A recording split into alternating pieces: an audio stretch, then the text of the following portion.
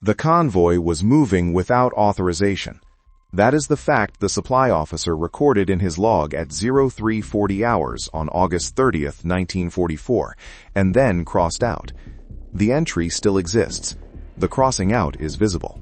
What the log shows, before and after the scratched lines, is a column of fuel tankers moving east toward Third Army positions when the Army's fuel allocation for the day had already been fully dispersed to other units under a priority system that Dwight Eisenhower's Supreme Headquarters Allied Expeditionary Force had imposed 9 days earlier, with the authority of a theater commander and the weight of a logistics crisis that was threatening to stop the Allied advance entirely.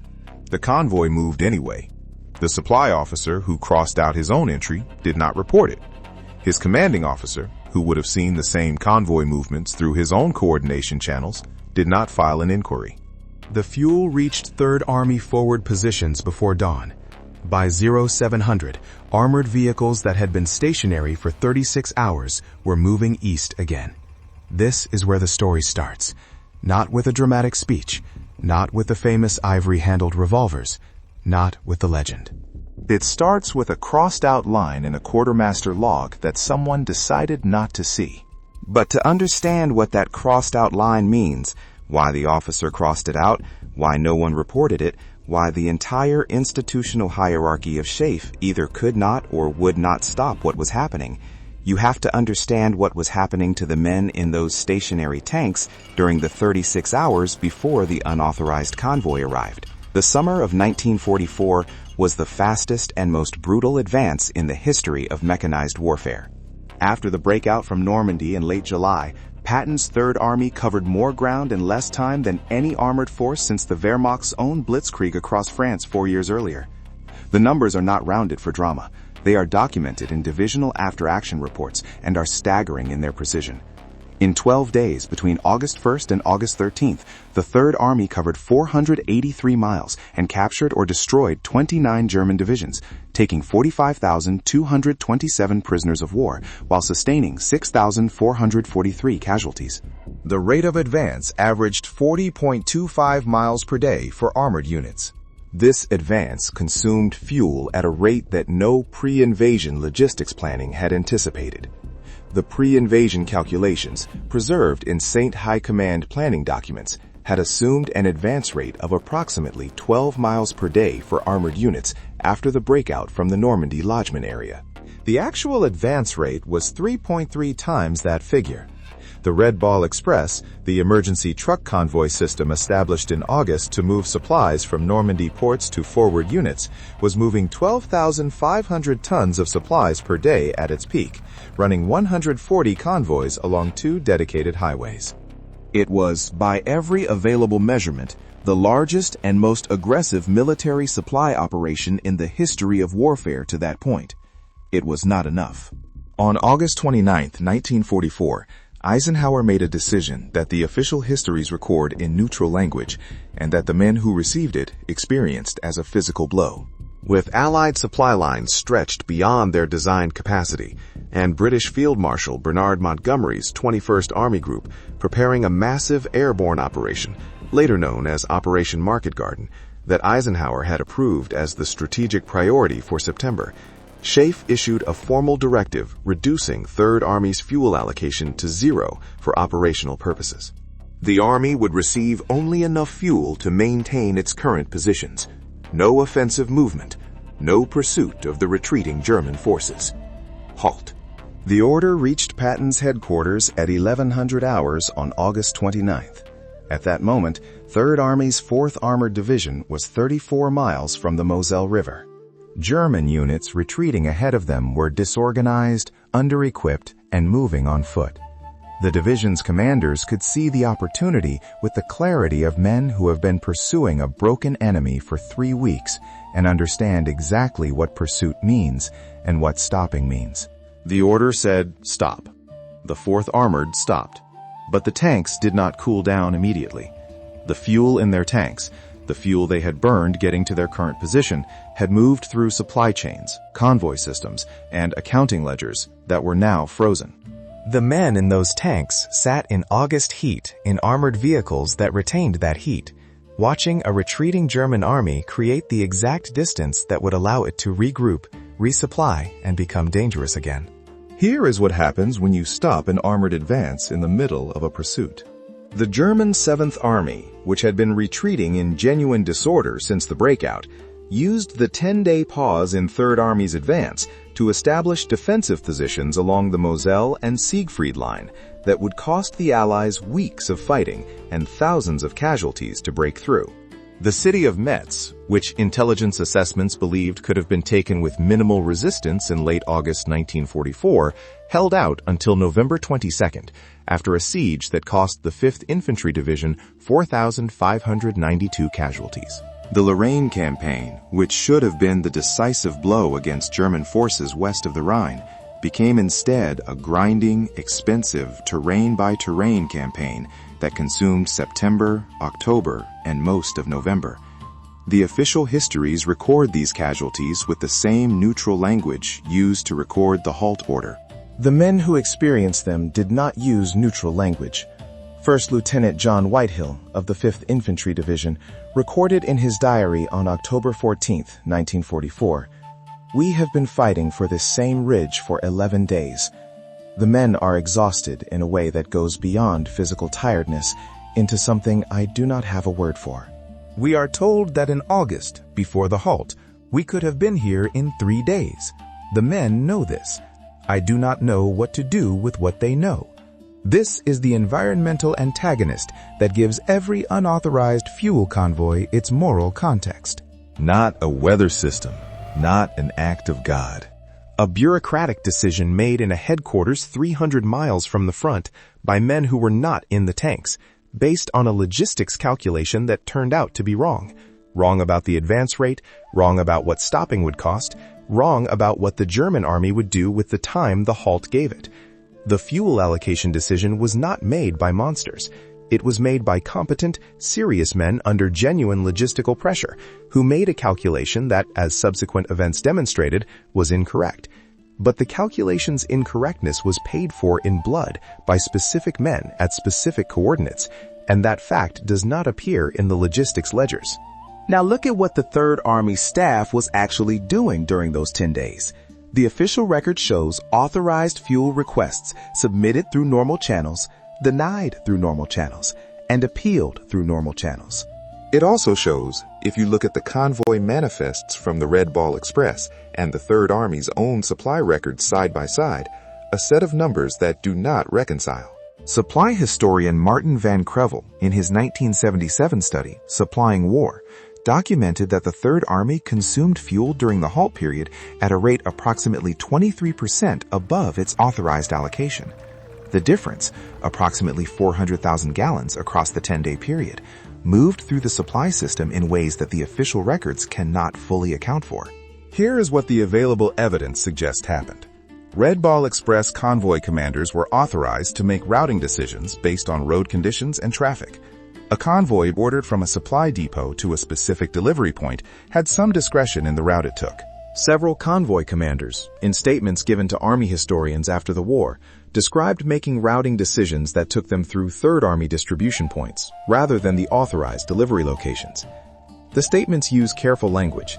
They describe confusion about routing orders, difficulty confirming delivery coordinates, and the practical challenge of managing convoys in a fluid operational environment. They do not describe theft, but the fuel ended up in 3rd Army vehicles. Captain Robert S. Allen, who served as a staff officer in Patton's 3rd Army headquarters and later wrote an account of the campaign, described the atmosphere in the headquarters during the halt period in terms that suggest the fuel problem was not being solved through official channels. "We were watching an opportunity evaporate," Allen wrote. "Every day the halt continued. The Germans were digging in somewhere we would have to dig them out later. Everyone in the headquarters understood the arithmetic. The only question was what to do about it. The arithmetic Allen is describing is the arithmetic of the environmental antagonist, the translation of bureaucratic decisions into bodies, measured in the specific and countable units of men who would die, taking positions that could have been taken without a fight if the advance had not stopped." Patton himself did not give a direct order to steal fuel.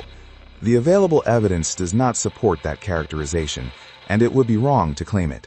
What the evidence does support is something more interesting and more revealing about institutional culture.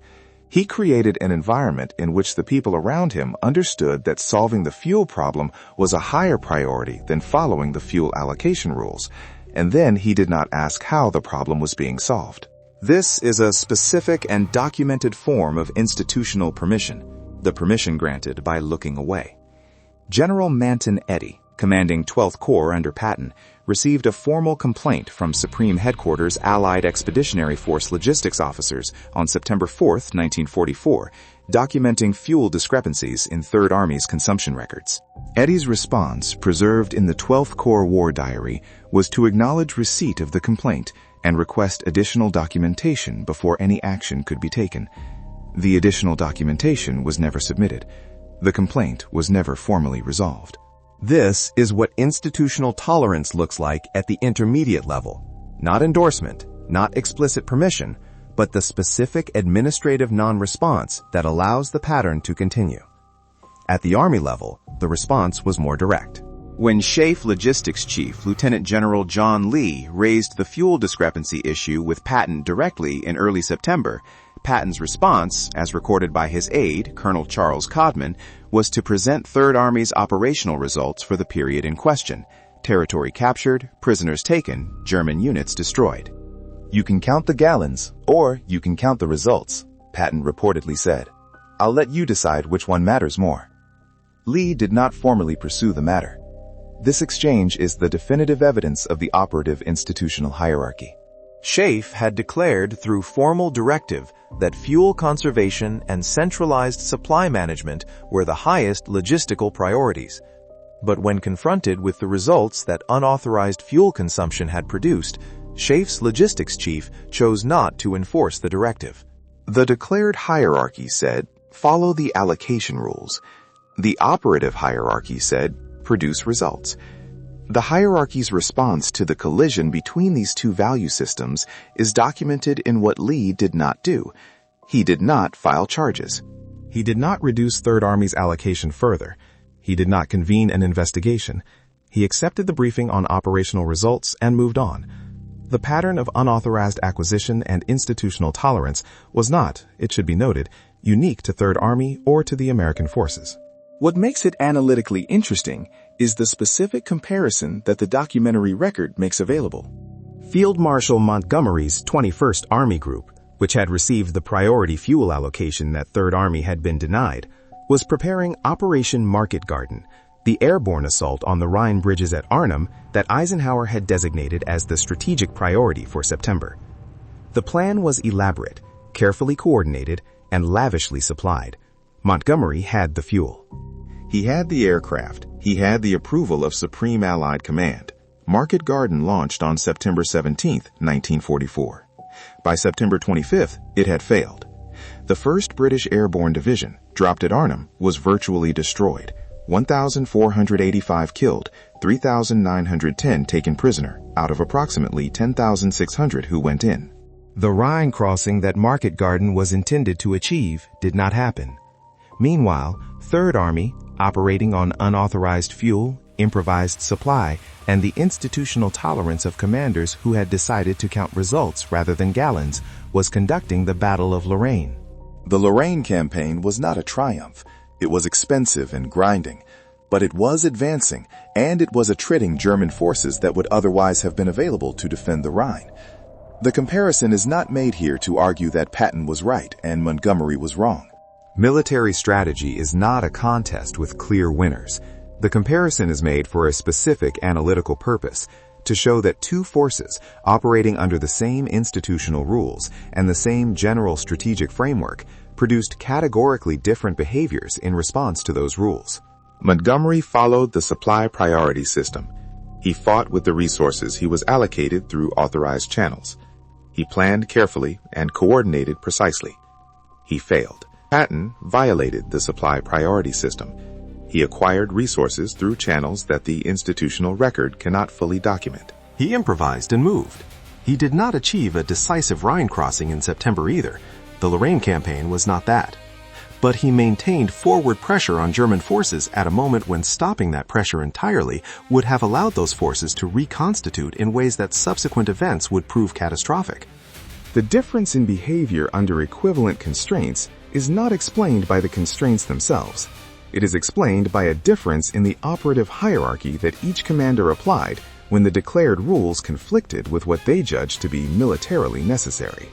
Now, pay attention to this specific moment because it contains the entire moral architecture of the story in a single incident. Private First Class Gerald Shapiro, 4th Armored Division, 3rd Army, was a driver in an armored reconnaissance unit operating near the Moselle River in early September 1944. His unit had been stationary for 6 days. The fuel allocation their company had received was insufficient to conduct the reconnaissance missions their orders required. They had the orders, they had the vehicles, they had the men, and they did not have the fuel to execute the mission. On September 7th, Shapiro's company commander, Captain William Fenstermacher, drove alone to a Red Ball Express depot 12 miles behind their position. What Fenstermacher said to the depot commander is not in the record. What is in the record is that Shapiro's company received a fuel delivery the following morning from a convoy that was not on the depot's authorized delivery manifest. The delivery totaled 2,240 gallons. Shapiro wrote about the delivery in a letter home that was preserved by his family and later donated to the National World War II Museum in New Orleans. He did not know where the fuel came from. He knew only that it arrived before dawn, that the men who delivered it left immediately without signing anything, and that his company executed its reconnaissance mission the following morning. That mission identified a German defensive position along the Moselle, which was subsequently engaged and destroyed by artillery before it could be reinforced. The position had been constructed during the halt period and would have cost an infantry unit significant casualties to take in a direct assault.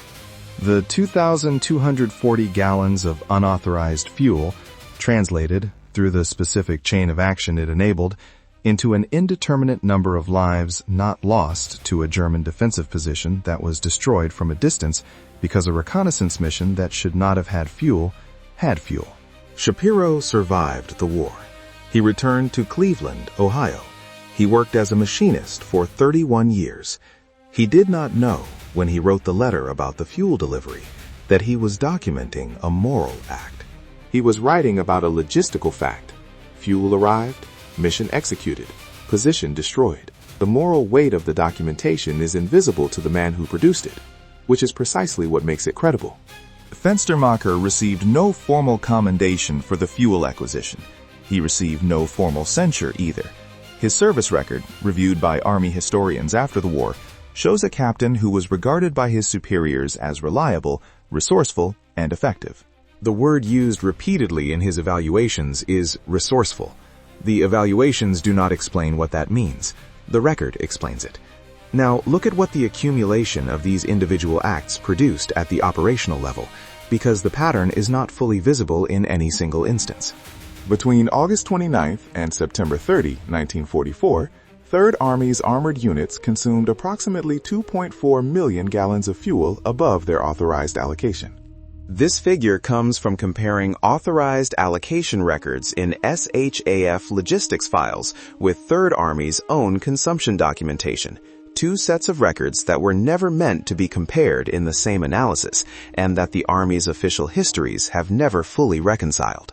The 2.4 million gallons moved through a system of arrangements that the documentary record suggests but does not fully describe. Convoy rerouting, manifest discrepancies, delivery confirmations that do not match pickup records, supply officers who received formal complaints and did not respond, commanding officers who received briefings on operational results and chose to count results rather than gallons. The men who operated this system were not idealists acting on principle. They were pragmatists acting on arithmetic. The arithmetic of pursuit versus pause, of maintaining pressure versus allowing reconstitution, of gallons consumed now versus casualties paid later. They calculated that the institutional rules, in the specific circumstances of August and September 1944, were producing outcomes that the rules were not designed to produce, and they applied a different calculation. Whether they were right is a question that military historians have debated for 80 years. What is not debated is the result. On March 22, 1945, elements of the 5th Infantry Division, 3rd Army, crossed the Rhine River at Oppenheim. The crossing began at 2200 hours. By 0600 on March 23rd, 4 battalions were across. The crossing was conducted with minimal air support, minimal artillery preparation, and minimal coordination with other Allied forces. It was improvised, fast, and, in the calculation of the men who made it, necessary. Montgomery's Operation Plunder, the officially sanctioned, carefully planned, lavishly supported Rhine crossing at Wesel, launched on March 23rd at 2100 hours. 23 hours after Patton's men had already crossed. Patton, famously, called Eisenhower when the crossing was confirmed and asked him to tell the world that the Third Army had crossed the Rhine before the British. Eisenhower, equally famously, refused to publicly embarrass an ally. The crossing was noted. It was not celebrated. The men who made it received no parade. No headlines, no special recognition for the fact that they had crossed the most significant natural defensive barrier in Western Europe 16 hours before the force that had been given strategic priority, lavish resources, and 3 months to prepare. There were 17 American casualties in the initial Oppenheim crossing. The German garrison, caught by surprise by a crossing that the German High Command had calculated was impossible given the known American fuel situation, had 36 dead and 260 prisoners in the first 6 hours. Here is what happened in the communities along the Rhine after the crossing. The city of Worms on the west bank of the Rhine, south of Oppenheim, had been held by German forces throughout the occupation. When 3rd Army units entered Worms on March 21st, one day before the Rhine crossing, they found a civilian population that had been without adequate food supplies for 11 weeks. Municipal records preserved by the Worms City Archive document that the civilian population in March 1945 was receiving approximately 680 calories per day, roughly 1/3 of the minimum required for adult survival. The city had 29,000 civilians remaining. 3rd Army field kitchens were operating in Worms within 4 hours of the city's liberation. Army field ration records document the distribution of food to civilian populations in 17 communities along 3rd Army's March advance. The distributions were not formally authorized under the rules of land warfare as interpreted by Army Judge Advocate General regulations, which specified that military food supplies were military property to be used for military personnel. The distributions happened anyway. Master Sergeant Frank Novak, 11th Armored Division, described the food distribution in his personal diary with the characteristic economy of a man who has been writing daily records for 9 months. March 21, entered Worms 14:30 hours. Civilians looked terrible. Kids in the street. We fed them. Sea rations mainly. Some bread. Kept going. We fed them. The institutional transgression, military rations to enemy civilians, unauthorized, undocumented in official channels, recorded with the same grammatical weight as the time of entry and the contents of the rations. Novak did not call it a moral act. He called it a thing that happened. But it is recorded, and the communities where it happened remember it in ways that the communities of origin, the cities and towns that sent Novak and men like him to Europe, have largely forgotten. In the city of Trier, Germany, there is a street named after the American unit that liberated it in March 1945. The street name was not imposed by occupation authorities. It was voted on by the city council in 1954, 9 years after the liberation, at the initiative of residents who had survived the final months of the occupation and wanted a permanent record of who had come when the city could no longer hold. In the town of Merzig, in Saarland, there is a plaque on the wall of the building that served as the 3rd Army field kitchen during the liberation in February 1945. Here, soldiers of the American Third Army fed the people of this town in the winter of 1945. This town does not forget. The plaque was installed in 1986, 41 years after the event. It was funded by a collection organized by the town's elementary school, which had made the story of the liberation and the field kitchen part of its local history curriculum. The children who contributed to the plaque's installation had grandparents who had been fed from that field kitchen. In the village of Nierstein, on the Rhine, 4 kilometers from the Oppenheim crossing site, there is a photograph on the wall of the local historical society that shows American soldiers sharing food with German civilians on March 23, 1945, the day after the crossing. The photograph was taken by a German civilian. It was preserved by the civilian's family, passed down through 2 generations, and donated to the Historical Society in 1998 by a woman who was 3 years old in the photograph. She is in the left foreground of the image, receiving bread from a soldier whose face is not visible. She does not know who the soldier was. She has been trying to find out for 60 years. These memorials, the street name, the plaque, the photograph, the woman who cannot find the soldier who fed her, are the record that the official history did not produce. They are the record kept by the people who received what the official history did not authorize. Look at what this asymmetry means. The communities along Third Army's advance, in Germany, in France, in Luxembourg, have maintained a detailed and specific memory of specific acts of care for 80 years. The transmission mechanisms are documented: oral family history, local educational curriculum, community memorials, donated photographs. The memory is living. The woman in the Nierstein photograph is still looking for the soldier's name. The communities in the United States that sent those soldiers, the cities and towns whose men drove the convoys, operated the field kitchens, shared the sea rations, and crossed the Rhine in the dark, have no equivalent memory.